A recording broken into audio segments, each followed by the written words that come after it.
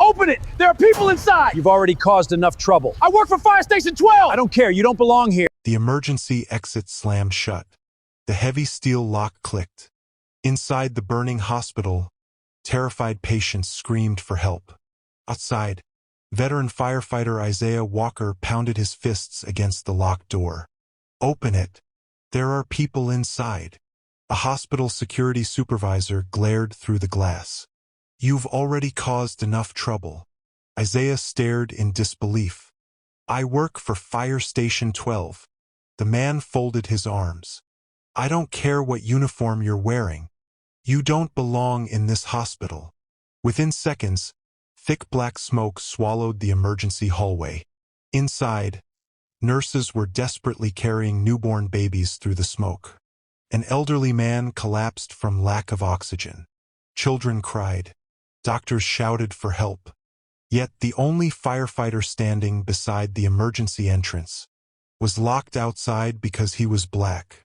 Before he could identify himself, the security supervisor assumed he was trying to steal medical supplies during the chaos.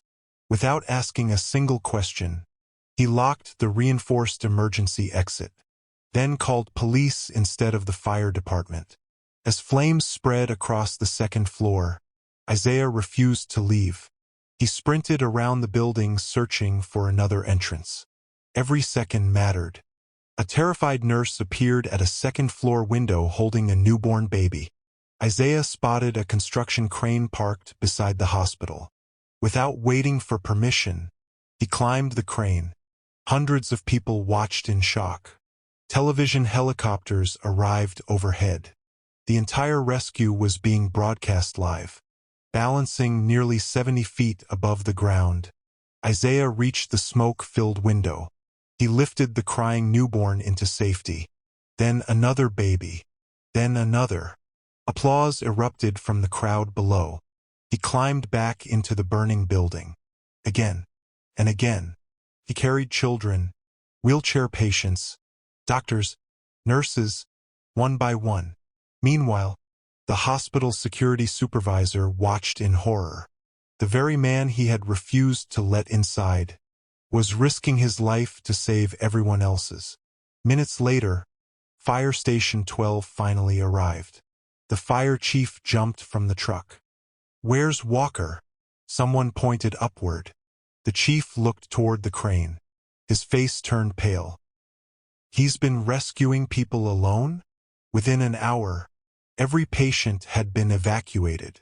Not a single life was lost. Investigators later reviewed security footage. It showed Isaiah arriving before the fire spread. It showed him clearly identifying himself as a firefighter.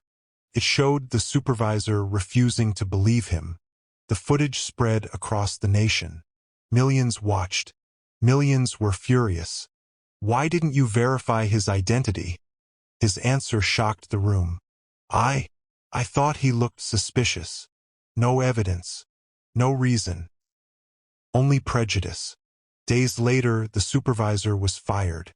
The hospital publicly apologized. Isaiah received the nation's highest civilian award for bravery. Standing before hundreds of firefighters, he accepted the medal quietly. A reporter asked, "After the way they treated you, why did you go back inside?" Isaiah looked toward the rescued children sitting in the front row. "They didn't lock me out. Fear did.